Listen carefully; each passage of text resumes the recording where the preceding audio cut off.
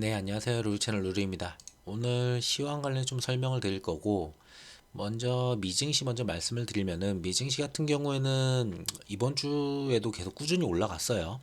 그래서 좀 길게 보면은, 앞전에 코로나 때 가장 최고점이었었던 이 구간 있죠. 16,200포인트에 거의 근접한 위치까지 왔거든요. 사실상 이제 16,000을 이제 돌파를 하면은 16,200은 거의 건드릴 가능성이 높아요. 어떻게든. 자, 그랬을 때 이제 쌍봉을 맞고서 이제 떨어지느냐, 그 부분이 좀 중요할 것 같고, 근데 미증시를 봤을 때 뭐 국장도 비슷하지만 일부 대형 종목이 그냥 이끌고 가는 지금 시장이거든요. 빅테크 위주로 지금 움직이고 있고, 테슬라야 뭐 이제 요 며칠 조금 올라오긴 했지만 그 전까지는 계속 꾸준히 내려왔죠. 애플도 좀 힘을 못 썼고, 그래서 거의 대부분 끌어올린 거는 뭐 엔비디아 아니면 아마존, 뭐 마소, 뭐 굳이 하나 더 넣으면은 뭐 구글 정도 있지 않을까, 그 정도에서 거의 다 끌어올렸다고 보입니다. 자, 그래서 얘네들이 만약에 무너졌을 때, 얘네들이 뭐 강하게 무너지지 않을 거예요. 걔네들이 실적이 없이 올라갔으면은 저도 조금 우려가 있는데, 실적이 나름 이시 올라왔기 때문에 얘네들이 강하게 무너지지는 않겠지만 그래도 눌림을 줄 만한 위치는 맞다. 자, 큰 폭으로 이렇게 한번 올라오면은 어느 정도 내려오죠. 큰 폭으로 한번 올라오면은 어느 정도 내려올 수가 있어요, 분명히. 거기다가 쌍봉을 맞는 위치다 보니까 그런 부분은 조금 생각을 해야 돼요. 여기서 계속 올라갈 거야 라고 생각하기에는 뭐 올라갈 수도 있겠죠. 빅테크만 계속 끌어다 준다면은, 끌고 가준다면은 끌어올릴 수는 있어요. 나스닥 같은 경우에는. 근데 그러기에는 조금 위험한 위치는 맞아요. 제가 봤을 때는. 그래서 굳이 뭐 강한 베팅을 하기에는 조금 여전히 좀 아쉬운 모습이다라고 보고 있습니다.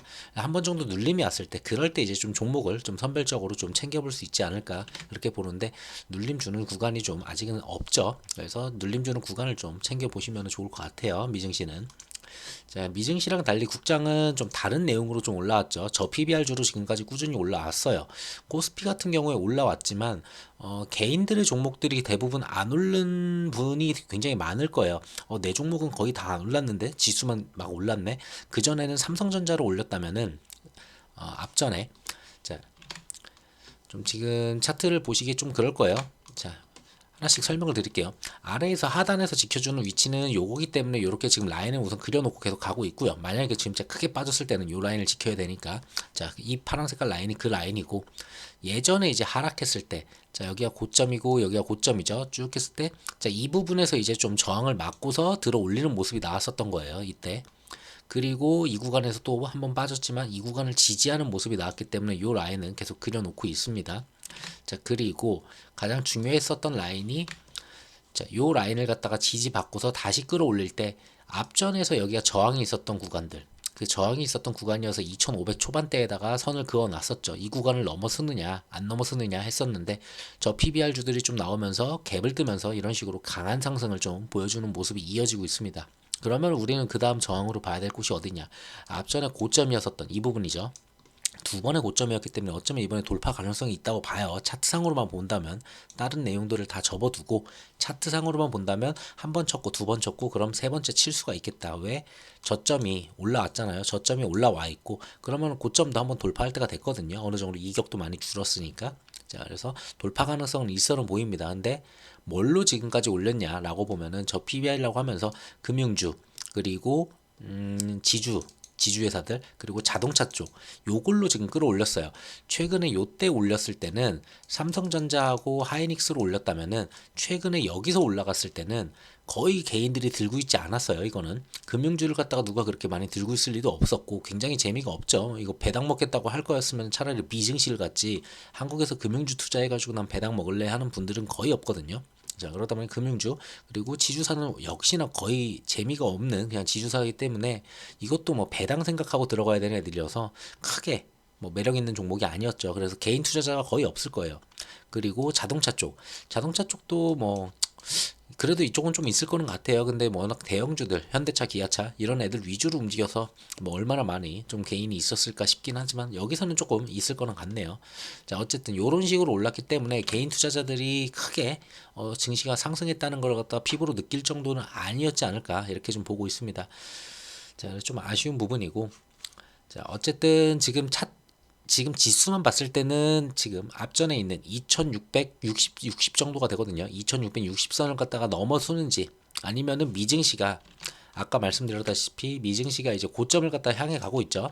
자, 이 고점을 갖다가 한 200포인트만 올라가면 되는데 이거 맞고 만약에 떨어진다라고 했을 때 국장도 비슷하게 가지 않을까 봅니다. 이걸 맞고 떨어질 가능성이 있겠죠. 그러면은 왜? 여기 저항이 강하니까. 근데 이걸 돌파를 한다? 그랬을 때 돌파 후 여기를 갖다 안착하는 모습이 좀 필요할 것 같고요. 언제까지 저 PBR로만 올릴 수는 없을 거예요. 어느 정도 얘네가 더 올라간다라고 하면은 분명히 중소형주들도 분명 따라가는 시기는 올 겁니다. 그래서 이걸 넘어서 주는지를 좀 확인이 필요할 것 같아요. 2660선을 넘기냐 아니면은 못 넘기고 눌리냐. 눌렸을 때는 오히려 중소형주들은 오른 것도 없는데 빠지는 그런 모습이 나타날 수도 있겠죠. 좀 안 좋은 거죠. 자, 그 정도 봐주시면 되고, 코스닥 같은 경우에는 최근에 2차 전지가 조금 올라왔어요. 그래도 2차 전지가 조금 올라오면서 코스닥 지수를 그래도 어느 정도 좀 끌어올리는 모습이었고, 바닥으로만 본다면은 제가 봤을 때는 이렇게 그려도 될 것 같은데 요 정도 보이죠? 자, 자, 여기 지지, 여기 지지. 자, 그 다음 여기 지지. 자, 근데 여기까지 안 오고 올랐어요. 그러니까 코스피도 여기까지 안 오고 올랐잖아요. 그래가지고 비슷한 모습이고, 그러면은 저점을 갖다가 좀 더 위로 올려놨기 때문에 얘네도 추가적으로 좀 더 올라갈 가능성은 좀 있어 보입니다. 그리고 2차 전지 쪽도 좀 나쁘지가 않은 모습들, 뭐 리튬 쪽이나 이런 게 좀 가격이 조금 돌아서는 모습들이 좀 보였기 때문에 약간의 반등 가능성은 충분히 있지 않을까. 하지만 중요한 건 뭐다? 앞전에 그어 놨었던 834포인트 정도예요. 840포인트만 보셔도 되고, 그 정도 라인에 지금 이평선이 굉장히 많이 몰려있죠. 이평선도 많이 몰려있고, 앞전에 저항으로 작용했었던 그런 구간들이고, 지지로도 한번 작용했었던 자리이기 때문에 요 라인을 넘어서 주면은 좀 강한 움직임이 한번 나올 거고, 요 라인을 못 넘어서고 다시 눌리는 그런 모습이 나오는지 그 정도만 좀 확인하시면 될 것 같아요.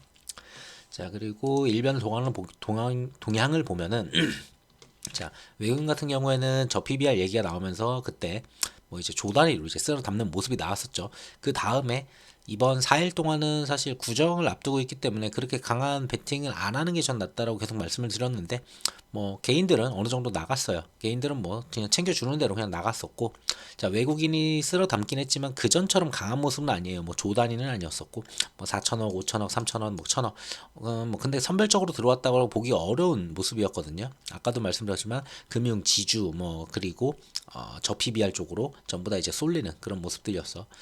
자, 그리고 기관 같은 경우에는 뭐 나름 이틀 팔고 이틀 사는 모습이어서 뭐 크게 변화는 없는 것 같아요. 코스닥 같은 경우는 이제 저 PBR 이런 게 없다 보니까 뭐 크게 수급이 들어오는 모습은 없었죠. 근데 마지막 날 이제 좀 2차 전지들이 조금 목금 정도 움직였던 것 같아요. 제가 기억하기에는. 목금이 아니죠. 수목 정도 움직였던 걸로 기억을 하는데, 그때 이제 조금 들어와 주면서 조금 2차 전지가 조금 들어 올라가는 가주는 그 정도의 모습이었던 것 같습니다. 선물 보더라도 선물 같은 경우는 오히려 1조 1000억 정도, 그러니까 현물을 좀 덜 샀죠. 외국인이 현물을 이번에 좀 덜 사고, 그때는 이제 좀 저 PBR 나왔을 때는 현물과 이제 선물을 둘 다 강하게 샀는데, 이번에는 이 4일 동안 보게 되면은 현물을 좀 덜 샀지만 선물은 조금 그래도 챙겨가는 그런 모습이었던 것 같아요. 여전히 외국인 수급이 강하긴 했지만 한쪽에 쏠려 있기 때문에 우리가 시장에서 느끼는 시장이 들어 올리는 그 효과를 갖다 못 느끼고 있는 것 같습니다. 자, 그리고 증시 자금을 보게 되면은 앞전에 지금 말씀드렸다시피 개인 같은 경우에 굉장히 이탈이 커요. 이탈이 크기 때문에 이게 전부 다 고객 예탁금으로 들어왔을 거예요. 그래서 마지막 날, 이 날에 이제 고객 예탁금이 들어온 거는 설날 전에 사람들이 대부분 매도를 치거든요. 왜? 아무래도 목요일 날도 뭐 거래가 거의 없으니까 목금 토일 월까지 이제 쉬고 화요일 날 이제 움직이는데, 그때까지 봤을 때는 어느 정도 좀 챙겨 놓고서 우선 피해 있다가, 그리고 구정 지나고서 이제 좀 다시 들어가자, 약간 요런 게 있기 때문에 어느 정도 매도가 좀 나왔고, 그 매도 물량이 이제 예탁금으로 이제 좀 잡혀 있다. 그래서 예탁금이 늘은 건 아니고 예탁금은 그냥 그대로라고 보시면 될 것 같아요. 신용 잔고 같은 경우도 뭐 크게 늘진 않았어요. 일부 종목에서는 크게 늘었어요. 저 PBR 쪽에서는 좀 늘었는데, 전체적으로 봤을 때는 오히려 매도를 치고 좀 피해가는 그런 모습이었다, 이렇게 보여지네요. 그래서 17조 8천, 뭐 18조 이 정도 왔다 갔다 했으면은 지금은 17조 5천 정도로 조금 줄어드는 그런 모습입니다. 그래서 뭐 신용 쪽이나 이런 거는 뭐 크게 문제는 없어 보이는데, 저 PBR 쪽 신용은 좀 이따 뒤에서 뉴스로 좀 말씀을 드릴게요. 자, 그리고 뉴스를 좀 보면은 지난주에 있었던 내용 중에서는 뭐 크게 볼 게 없다라고 말씀을 드렸는데, 뭐 굳이 내용을 좀 본다면은 미국 연준 위원들이 이제 신중한 금리 인하가 필요하다고 하면서, 앞전에 이제 파월이 약간 좀 매파적으로 좀 얘기를 했죠. 완전 매파는 아니었지만 그래도 약간의 매파로 좀 돌아섰어요. 그 전달에 얘기했을 때는 굉장히 비둘기였잖아요. 근데 이제 약간 매파로 좀 돌아선 거에다가 이제 연준 위원들이 거기에 지지를 해주는 그런 발언들을 좀 했습니다. 그러면서 연준 위원들의 발언 때문에 채권 금리가 조금 올라가는 그런 모습을 보였죠. 그런 게 조금 시장이 안 좋은 리스크라고 볼 수 있고, 실업수당 청구 건수는 뭐 크게 문제가 없었어요. 21만 8천 건으로 어느 정도 소폭 감소를 했지만 뭐 거의 그냥 예상치랑 비슷했습니다. 예상치가 22만 건이었었는데 거의 뭐 동일한 수준이어서 뭐 크게 악재가 되거나 뭐 호재가 되거나 그럴 만한 재료는 아니었다. 그냥 조용히 지나갔죠. 그러다 보니까 크게 움직였었던 빅테크들이 움직일 때는 뭐 큰 문제가 없었으니까, 그래서 S&P 500 같은 경우에 사상 5천 포인트를 갖다 돌파하는 모습이고, 나스닥 같은 경우에는 신고가 부근까지 지금 움직이면서 1.25% 마지막 날 올라가는 모습을 보여줬어요. 자, 시장을 아까 전에도 말씀드렸지만 미증시도 비슷해요. 나머지들 다 죽어 있는 상태고, 거의 올라가는 거는 마소, 엔비디아, 구글, 아마존, 테슬라는 최근에 조금 올라왔죠. 요 정도가 거의 다 끌어올린다 라고 보면 돼요. 메타는 좀 하루 쉬어가는 것 같고 자, 그 정도의 모습이었고, 자, 그래서 미증시도 좀 한쪽에 쏠림으로 지금 시장을 끌고 올라가는 거지, 지수를. 이거를 완전히 단편적으로 미증시가 다 같이 올라가라고 보기는 조금 어려워요. 얘네들이 뭐 말도 안 되게 그 신고가 부근 있었죠. 아까 말씀드린 그 신고가 부근에서 더 올라간다면은 그거는 좀 재료가 될 수 있어요. 다른 애들도 이제 따라가야 되니까. 자, 이 부분을 저항을 맞지 않고 그냥 올라간다라고 하면은, 추가적으로 더 올라간다라고 하면은, 그때는 분명히 러셀2000 같은 애들이 이제 올라갈 거예요. 소형주들, 중소형주들도 이제 시장이 이 정도 올라가면 우리도 좀 따라가야지 하면서 어느 정도 따라갈 수 있는 모습은 좀 나올 수 있습니다. 그래서 요게 좀 중요하고, 아까도 코스피 말씀드렸죠. 코스피 같은 경우도 분명히 저 구간, 지금까지 저 PBR로 올렸지만 여길 넘어섰을 때 이 구간까지 들어왔다면은 솔직히 더 이상 끌어올릴 게 없다 보니까, 그러면은 중소형주들이 얘네들도 또 움직일 수가 있는 요건이 될 거예요. 그렇게 좀 봐주시면 될 것 같아요. 그래서 미증시가 올라갔다고 뭐 우리도 뭐 다 같이 올라간다라고 보기는 중소형주한테는 조금 내용이 좀 다르죠. 그리고 연준 위원들이 아까 전에 말씀드렸던 그런 내용을 봤을 때, 어차피 3월은 동결이에요. 어떻게 보면은 3월은 사실상 지금 동결 가능성이 82%. 뭐 3월에서 지금 5월이냐 6월이냐 이 얘기가 나오죠. 3월에서 이제 5월로 늦어졌고 5월 아니냐 6월이냐 약간 요 정도로 보고 있는데, 미국 대선이 있기 때문에 분명히 금리 인하는 2번에서 3번은 할 거라고 봐요. 거의 3번으로 저 보긴 하지만, 자, 그러면은 5월, 6월 중에 한 번 때린다고 치면은 뭐 7월이나 한 번 때리고 그 다음에 뭐 11월 때리든지 뭐 9월 때리고 11월 때리든지 이럴 수 있겠죠. 왜냐면은 바이든도 대선 하려면은 어느 정도 돈을 좀 풀어주는 그런 모습이 필요해요. 그래야지 그래도 얘가 있었을 때 좀 시장이 살아났네 이런 분위기가 좀 사니까.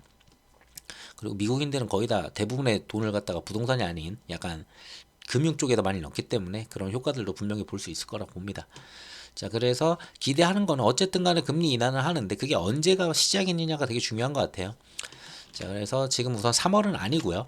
5월 같은 경우를 보게 되면은 금리 인하 확률은 지금 이제 53% 정도. 그리고 뭐 이거는 거의 확률이 거의 없긴 하지만 어쨌든 간에 여기다 거시는 분들도 있는 것 같아요. 뭐 이제 0.5% 이제 인하를 하겠다라고 이제 건 건데, 이건 조금 불가능하지 않을까. 그래서 얘가 이제 5월 달에 거의 한 절반 이상의 확률로 이제 좀 가지고 있고, 6월 달 같은 경우에는 오히려 만약에 5월, 6월 두 번 때렸다고 하면은 지금 금리 인하가 이제 0.5% 이제 인하라는 거거든요, 여기가. 자, 그러면 두 번 때려가지고 5월, 6월 때릴 가능성이 있다라고 보시는 분들이 조금 여기다 베팅을 건 것 같아요. 근데 한 번이라고 거신 분들은 5월 아니면 6월 중에는 한 번은 하겠지 라고 보는 게 시장의 대부분의 내용인 것 같습니다. 그 정도로 보시면 될 것 같고, 다음 주에 볼 내용이 뭔가 좀 보면은 다음 주라고 하기도 이번 주죠. 자, 이번 돌아오는 내일이에요. 화요일 국장이 끝난 다음에, 국장이 열리고 끝난 다음에 나오는 게 있어요. 좀 중요해요. CPI가 좀 나오는데, 자, 근원 소비자 물가지수 MOM 나오죠. 그 다음에 소비자 물가지수 YOY MOM 둘 다 나와요. 자, 그러다 보니까, 자, 여기서 이제 중요하게 볼 거는 근원 같은 경우에 지난번에 0.3인데 이번에 0.3 똑같거든요. 그리고 YOY가 3.9에서 3.8로 빠져요. 이렇게 나오면은 시장은 양호할 거예요. 진짜 0.1이라도 빠지면은 진짜 양호해요. 이렇게라도 속도가 좀 느려지긴 했지만, 빠지는 속도가 느려지긴 했지만 들어 올리지 않고 그래도 빠지는데 어떻게든 조금이라도 빠져주면은 그래도 시장은 지금 현재 시장을 갖다가 이해할 수 있다, 납득할 수 있다, 이런 식으로 좀 해석이 될 수 있거든요. 자, 그래서 요런 식으로 나와줘야 되지. 3.8보다 위인 3.9나 4.0이 나온다면은 채권 금리는 미친 듯이 올라갈 거고, 채권 금리가 올라가면서 그러면서 환율도 굉장히 크게 올라갈 거예요. 자, 그래서 국장에는 시장이 안 좋은 효과를 가져올 수가 있겠죠. 네, 그래서 그리고 미증시도 뭐 충분히 타격을 받을 수 있는 수치일 겁니다. 3.9나 4.0이 나온다면. 그래서 요거 좀 중요할 것 같고요.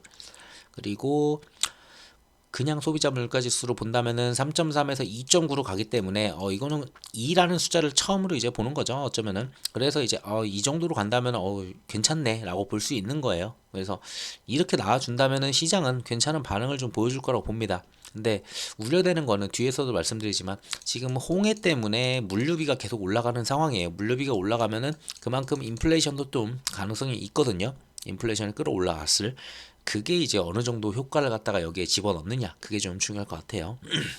그래서 이렇게 잘 빠져주는지 정도만 보시면 될 것 같아요. 뭐 0.1에서 0.2 이것도 뭐 크게 문제는 없어 보여요. 그래서 이거 YOY, 여기도 YOY, 요것만 좀 잘 체크하시면 될 것 같다. 무조건 둘 다 얼마가 됐든지 간에 빠져줘야 된다, 최소한.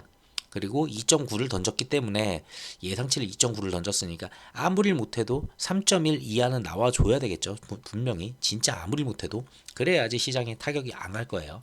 그 정도로 좀 봐주시면 될 것 같고, 그 다음에 화요일 이후에 좀 볼 거는 좀 크게 별게 없다가 소매 판매가 있거든요. 목요일날, 목요일이죠. 목요일날 저녁이에요. 그러니까 목요일날 우리 국장 마감한 다음에 근원 소매 판매가 있고, 그리고 그냥 소매 판매가 여기 MOM들이 있죠. 자, 여기 YOY도 있고. 자, 했을 때 이제 지난달 이거는 크게 걱정이 안 돼요. 소매 판매는 CPI는 좀 걱정되는 게 있어요. 솔직히 저거에 따라서 움직일 수 있는 게 좀 크다 보니까 저건 좀 챙겨봐야 되는 거고, 얘네는 전달에 너무 많이 올랐어요. 그래서 지표가 이거 이상할 정도로 너무 높게 나왔는데, 소매 판매가 미국이 아무리 소비를 갖다가 정신 나간 듯이 즐긴다고 하더라도 이건 좀 셌다라고 했었던 게 지난달이에요. 그래서 전달 보더라도 0.4예요. 이번에 예상치 0.2예요. 빠져야 돼요. 무조건 이건 빠져야지 금리 인하 가능성이 올라가거든요. 자, 그래서 여기서 봤을 때도 지금 지난달에 0.6이 나왔는데 이번에 보는 게 0.1이에요. 그러니까 지난달에 진짜 희한할 정도로 예를 들어 이렇게 가다가 이렇게 튀었거든요. 갑자기 혼자. 그래서 다시 내려오는 효과가 분명히 이번 달은 보여줘야 된다. 그렇지 않고 막 지난달이랑 비슷하게 나온다? 그거는 굉장히 문제가 있어요. 그래서 이렇게 잘 빠져주는지, 근데 뭐 지난달에 워낙 높게 나와서 빠지는 모습은 보여줄 거라고 봅니다. 그래서 크게 우려하는 부분은 아니에요. 오히려 호재로 작용할 수 있지 않을까, 얘가 좀 많이 빠져주면은. 그러면서 채권금리도 좀 많이 빠질 거고, 이런 애들이 좀 빠져주면은 채권금리 빠지면서 뭐 환율도 같이 좀 내려올 수 있는 효과를 가져올 수 있으니까. 자, 그렇게 보시면 될 것 같고, 금요일 같은 경우는 뭐 특별한 게 없어서 이거는 뭐 내용들이 있으면은 생산자 물가지수 이런 건 어차피 금요일날 저녁이니까 다음 주에 영상에서 이제 다음 영상에서 말씀드리면 될 것 같아요. 그 정도 있다라고 보시면 될 것 같고, 자, 그래서 미 연준에서 그렇게 얘기를 하고 했는데, 지금 중요한 거는 국장 같은 경우는 환율이죠. 지금 외국인 수급이 들어오지만 전체적으로 안 들어온다는 게 저는 그게 제일 문제라고 계속 말씀드리는 거예요. 자, 앞전에 이제 환율에 고점을 찍었었던 이런 부분들이 있었죠. 이런 부분들 때문에 환율이 지금 올라간 다음에 지금 여기를 갖다가 지지받는 모습이에요. 더 이상 내려오질 못해요. 내려오더라도 여기서 계속 지지받고 그러고 다시 또 튈 가능성도 있거든요. 그게 이제 이번 CPI에서 좀 확인을 해봐야 될 것 같아요. 이번 CPI가 만약에 안 좋게 나온다 라고 하면 이건 들어 올라갈 가능성이 높거든요, 다시. 자, 그래서 환율 같은 경우는 좀 애매한 위치다. 자, 여기서 만약에 CPI가 좋게 나오고 그 다음에 소매 판매가 적게 나오고 그러면서 달러 강세가 조금 약해진다라고 하면은 여기까지 쭉 빠질 거예요. 그러면은 국장에도 수급이 지금까지는 일부 단편적으로 금융주 지주사 뭐 아니면은 저 PBR 쪽에서 이렇게 어쩔 수 없이 외국인들이 그냥 쏠림 현상으로 외국인이 그냥 막 들어왔다면은, 환율이 여기까지 빠져준다, 다시 여기 이 구간으로 들어와 준다 라고 하면은 외국인들 다시 중소형주들의 또 다시 이제 수급을 갖다 들이붓는 그런 모습들이 충분히 나올 수 있다라고 봅니다. 그래서 환율 계속 봐주셔야 되고요. 자, 그 다음 채권금리 같은 경우에는 지금 4.2에 4.3%, 4.3이 한 요 정도 되거든요. 어디 갔어? 4.3. 요 정도 돼요. 4.3이 한 요 구간 정도, 여기가 이제 4.3 구간 정도, 자, 여기가 이제 4.3 구간 정도, 그리고 4.2가 지금 앞에서 멈췄던 여기, 지금이 4.2 근처에서 지금 움직이고 있거든요. 그리고 4.2도 여기. 자, 그러다 보니까 4.2와 4.3이 굉장히 중요해요. 사실 4.2도 넘으면 안 되지만 4.1을 넘어서 4.3까지 간다고 하더라도 거기까지는 솔직히 문제는 없어요. 4.3은. 근데 굉장히 위험한 수준은 맞아요. 4.3을 돌파를 하는 순간에는 진짜 천정부지로 다시 또 올라갈 거기 때문에 그럴 가능성은 좀 낮다고 보고 있고, 개인적으로는. 그래서 4.2에서 다시 꺾여주는지 이걸 확인하면 되고, 만약에 CPI가 안 좋아가지고 4.3까지 치고 이제 빠져주는지, 뭐 소매 판매 때 분명 눌릴 테니까, 자 그렇게 보시면 될 것 같아요. 자 근데 차트상으로 봤을 때는 어쨌든 얘보다 얘가 조금 더 높아요. 그래가지고 좀 좋진 않아요. 어쨌든 이거보다 조금 더 하단으로, 얘네들보다 하단으로 좀 내려오는 모습이 분명 필요하다, 채권은. 자, 그러려면은 경제 지표인 CPI랑 소매 판매가 좀 양호하게 우리 쪽에 긍정적으로 좀 나와줘야 되는 그런 모습이겠죠. 그래서 얘도 지금 약간 간당간당, 환율도 그렇지만 얘네도 지금 좀 위험한 수준에서 계속 움직임을 이어가고 있습니다. 그래서 꾸준히 잘 봐주셔야 돼요. 얘네들이 말도 안 되는 이상한 걸로 터져버리면은 진짜 심각하게 또다시 또 들어 올리는 모습이 나올 수 있기 때문에. 자, 그리고 뭐 굳이 이 내용은 막 증시에 영향을 주진 않았어요. 아직 증시에 영향을 주진 않았는데 뭐 금융주에 일부 영향을 하루 이틀 주긴 했었어요. 이게 뉴욕 무슨 뱅크였었는데, 뉴욕 커뮤니티 뱅크였는데, 얘네들이 굉장히 좀 큰 폭으로 빠졌어요. 큰 폭으로 빠져가지고 얘네들이 또다시, 얘네가 그 예전에 그 뭐죠? 그 실리콘밸리 뱅크 터졌을 때 그 소형은행, 중소형은행이 있었잖아요. 거기서 이제 파산한 은행을 하나를 먹었어요. 하나를 먹었는데 거기서 이제 좀 문제가 다시 또 터지는 모습이에요. 거기서 이제 좀 뭔가 좀 잘 해결됐으면 되는데 걔네를 소화를 제대로 못한 거죠. 좀 너무 큰 덩어리를 먹었다 보니까, 그러다 보니까 무디스로부터 신용 등급이 이제 부적격 등급으로 좀 강등당하는 그런 모습이고, 근데 중요한 거는 얘네가 강등이 됐다는 그 이유 중에 하나가, 얘네가 인수를 한 그 파산한 은행을 인수를 했었죠, 작년에. 그 은행에서 문제가 됐던 거는 상업용 부동산이에요. 자, 상업용 부동산은 뭔가 대출을 일으켜가지고, 대출을 갖다가 뭐 한 50일 갖다가 일으켜서 이제 구매를 해요. 그 다음에 여기서 이제 이자가 나오겠죠. 뭐 이자를 내야 되니까 이자를 내야 되는데, 그걸 갖다 월세를 받아서 월세로 이제 이자를 충당하게 되는데, 자 금리 자체가 워낙에 지금 안 빠지고 있죠. 금리를 미국이 아직도 한 번도 안 뺐으니까. 그러다 보니까 고금리 때문에 수익성이 없는 거예요.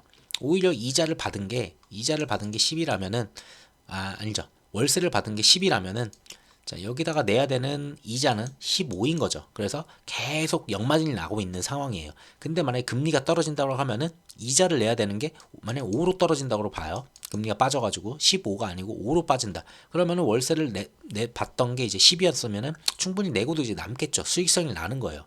그러다 보니까 지금 상업용 부동산이 아직도 금리 인하를 하지 않다 보니까 계속 부채 충당금을 갖다가 계속 끌어다가 올려놔야 되는 그런 상황입니다. 이거는 결국 해소되는 거는, 한국의 PF도 계속 똑같이 말씀드리지만 결국은 금리 인하가 현실적으로 이루어졌을 때, 금리 인하만 되면은 국내의 PF도 다 상관이 없어요. 왜? 금리가 높아가지고 사업성이 떨어졌던 거지.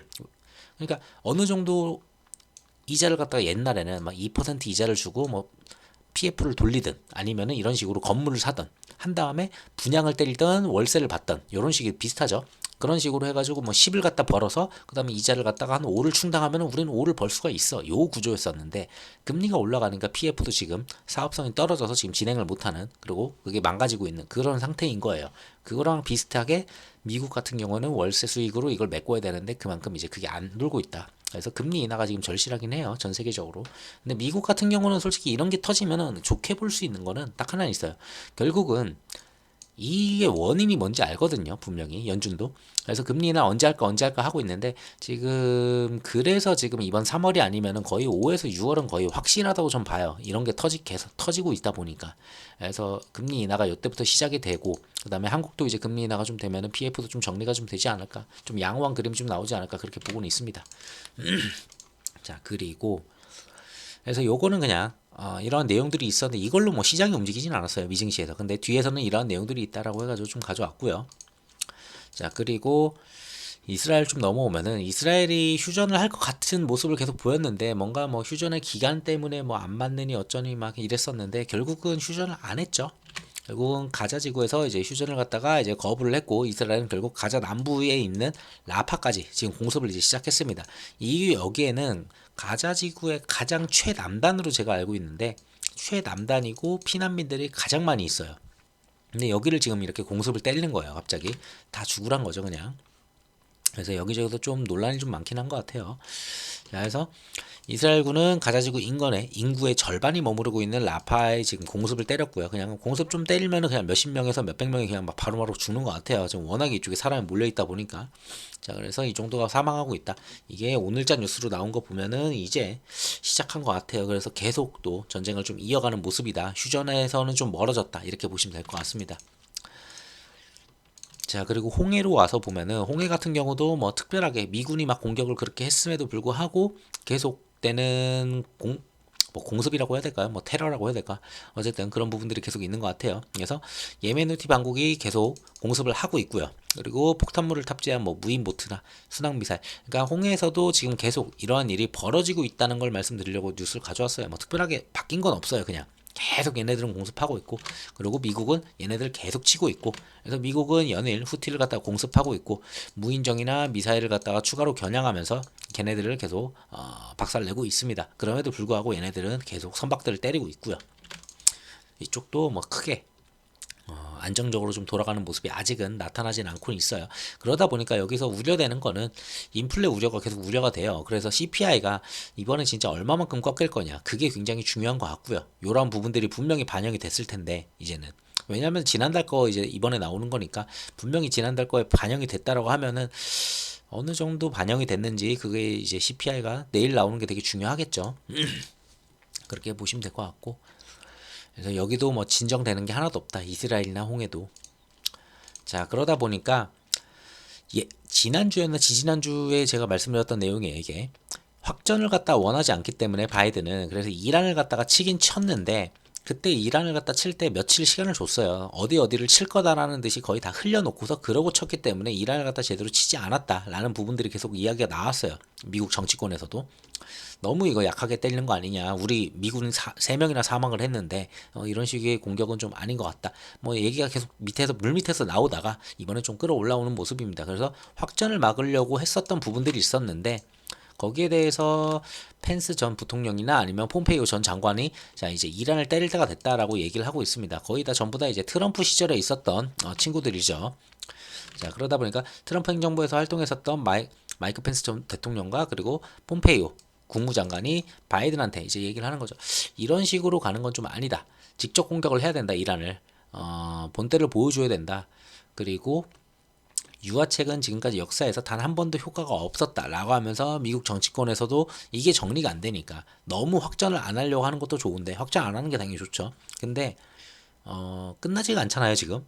홍해에서도 끝나지도 않고 이스라엘도 뭐 말도 안 듣고 지금 뭐 다, 사실 우크라 때도 그게 보이긴 했어요. 바이든이 너무 쉽게 가다 보니까 그냥, 그것도 그쪽도 전쟁이 안 끝났죠 지금. 그러다 보니까 그래서 좀 세게 미국이 즉각적이고 분명하게 무력을 갖다 과시하면서 박살을 내야 된다, 약간 이런 모습을 갖다 계속 미국 정치권에서 나오는 것 같아요. 요게 먹힐지는 모르겠지만, 왜냐면 이거는 어차피 트럼프 쪽 라인이었었고 예전에 있었던 분들이니까 그냥 이런 내용이 있다라고만 보시면 될 것 같아요. 이것 때문에 바이든이 확 눈 돌아가가지고 막 확전을 갖다 벌리지는 않을 것 같아요.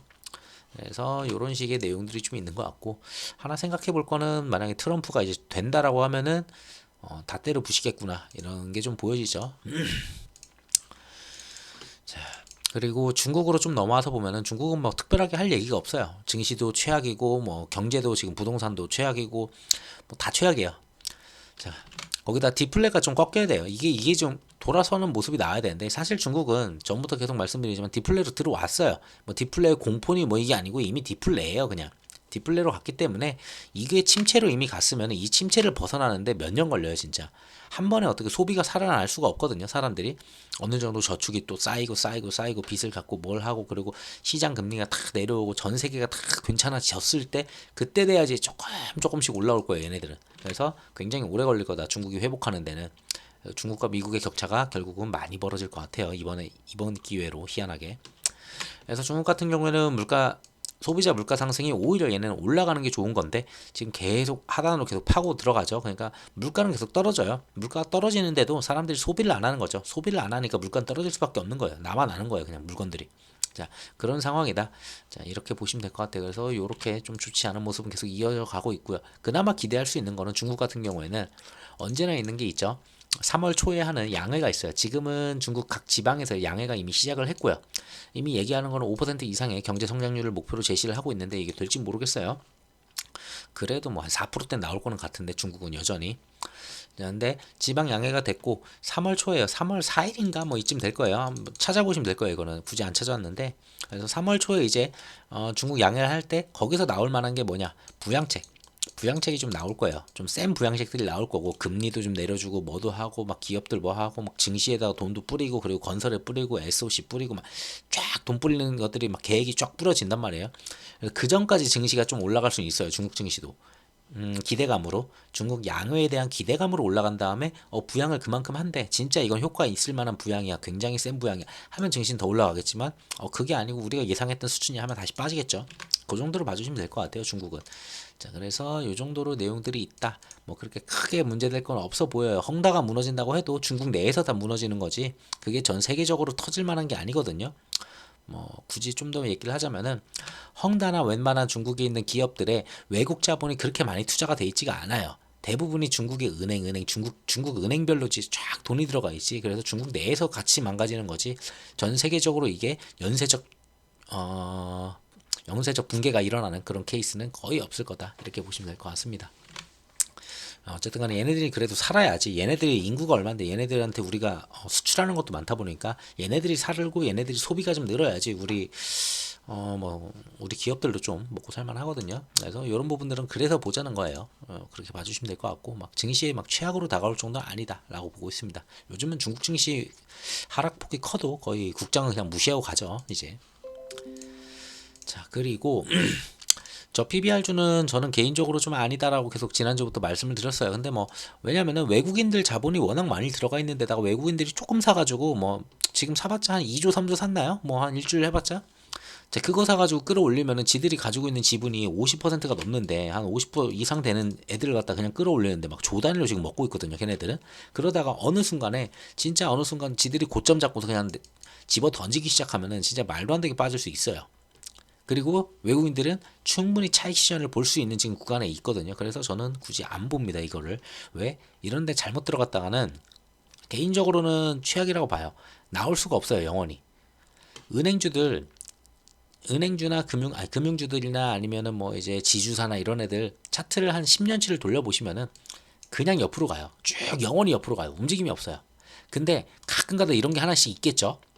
자, 지금 이런 구간에 한번 물리는 순간에는 영원히 나올 수가 없는 그런 종목들이기 때문에 저는 이걸 건드릴 거면은 이런 저PBR이나 배당을 원하신다면 차라리 미장을 가는 게 맞다라고 봅니다. 국장에서 이걸 하는 게 아니에요. 제가 봤을 때는. 그래서 외국인들 지분이 워낙에 많은 저PBR만 지금 올라갔다 보니까 외국인 투자자들은 지금 웃고 있다. 근데 개미들은 멘붕이다. 뭐 개미들 종목 안 오른다고 아까 초반부터 계속 말씀드렸죠. 우리가 보는 종목들은 하나도 안 올랐어요. 외국인 수급 하나도 안 들어왔어요. 얘네들이 가장 많이 가지고 있는 금융 그리고 지주사 가장 많이 가지고 있었거든요. 그거 많이 올랐고 그 다음에 현대차 기아차도 워낙 많이 가지고 있었죠. 그거 끌어올렸지만 그것도 한번 집어 던지겠죠. 어느 순간 되면은 차익 볼 거예요 분명히. 자 그래서 이런 내용들이 있었다. 근데 여기에 이제 따라 들어가시는 분들이 있는 것 같아요. 자, 저 PBR주 열풍에 이제 코스피 잔고가 이제 급증을 했다. 코스피 신용잔고가 이제 급증. 아까는 신용잔고 제가 안 늘었다고 말씀드렸잖아요. 그러니까 일부에서 어느 정도만 이제 신용잔고가 좀 늘었어요. 대형주들 비투가 좀 늘었습니다. 외국인 수급이 들어오니까 이거 대형주 먼저 끌어올릴 거야라고 보시는 분들이 있는 것 같은데 뭐 이제 대형주라고 해봤자 뭐 이제 삼성, 하이닉스 그 다음에 볼 수 있는 애가 뭐 현대차, 기아차 있겠죠.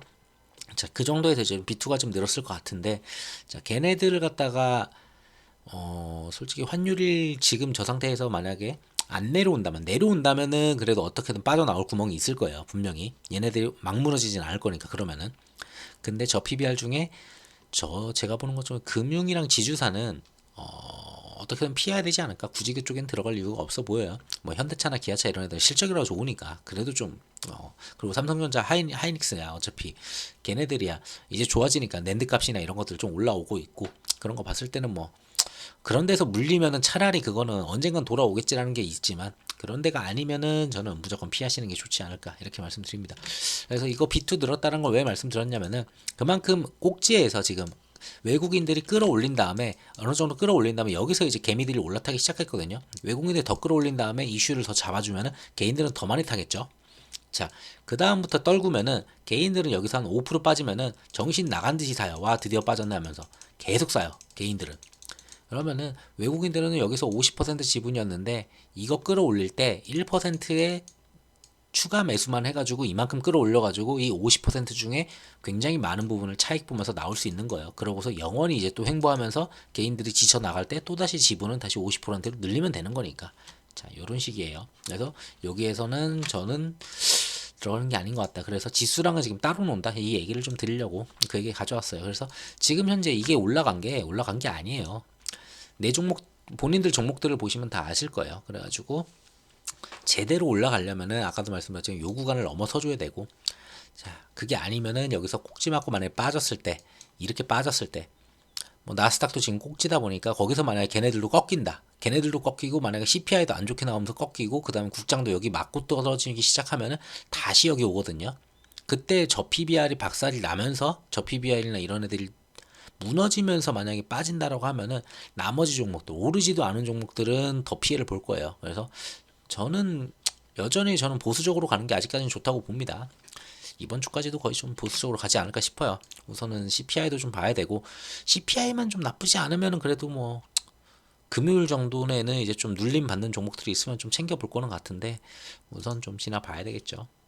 요 정도 좀 말씀드릴게요. 뭐 이번 주는 크게 볼 거는 아까도 말씀드렸지만 이제는 거의 실적 시즌은 다 끝났거든요. 뭐 국장에서는 이제 중소형주들 실적이 남긴 했지만 뭐 15일쯤 되면은 와르르 쏟아지겠죠. 중소형주들은. 자, 거기서 이제 개별적 선별적 개별 종목들의 움직임이 있을 거예요. 중소형주들 실적 나온 다음에. 근데 전체적인 틀에서는 우리가 봐야 될 거는 이번에는 CPI 더하기 소매 판매 요거밖에 없다. 그 정도로 보시면 될 것 같아요. 근데 가장 중요한 게 CPI죠. 홍해 이슈를 얼마나 많이 받았는가, 그리고 꺾이지 않는 하락을 계속 이어가 주는지, 요 정도가 가장 중요할 것 같습니다. 이것도 계속 빠지고 소매 판매가 좀 줄어주면은 뭐 금리 인하 가능성도 내려오고 환율도 좀 내려오고 채권도 좀 내려오고 그러면 좀 괜찮은 시장이 다시 한번 열릴 거는 같습니다. 그거까지 확인하고 이제 좀 들어가도 충분하지 않을까. 왜냐면은 중소형주 지금 안 움직인 거 아시잖아요. 어차피 안 움직였으니까 그것까지 확인하고서 그게 괜찮으면 중소형주들 드디어 들어 올릴 거거든요. 자, 그때 이제 건드려도 될 거라고 봅니다. 저는 중소형주는 대형주에 어차피 외국인 수급 보고 들어가는 거니까 그건 좀 얘기가 다른 거고. 오늘 영상 여기까지 하고 마치도록 할게요. 영상 들어 감사합니다.